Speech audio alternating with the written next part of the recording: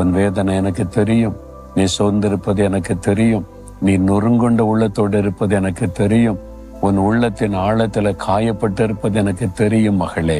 ஆனால் தான் உன்னோடு நான் பேசுகிறேன். நான் உன்னை காயம் கட்டுகிற தேவன். நான் உன்னை குணமாக்குகிற தேவன். ஒன்னு சோர்ந்து போகாத. இதெல்லாம் நிரந்தரம் கிடையாது.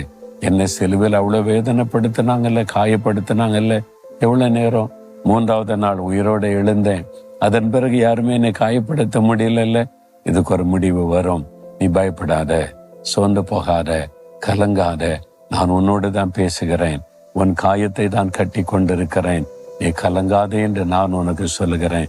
இவ்வளவு அற்புதமான ஆண்டவர் பார்த்தீங்களா? இப்ப அவரை பார்த்து சொல்லுங்க, ஆண்டவரே, என் மேல உங்களுக்கு எவ்வளவு அன்பு. நொறுங்குண்ட இருதயத்தோடு இருக்கிறேன், காயப்பட்ட உள்ளத்தோடு இருக்கிறேன். என்னோட பேசுறீங்களே, ஸ்தோத்திரம். இருதயத்துல கை வைங்க, கை வைங்க. சொல்லுங்க, இயேசுவே,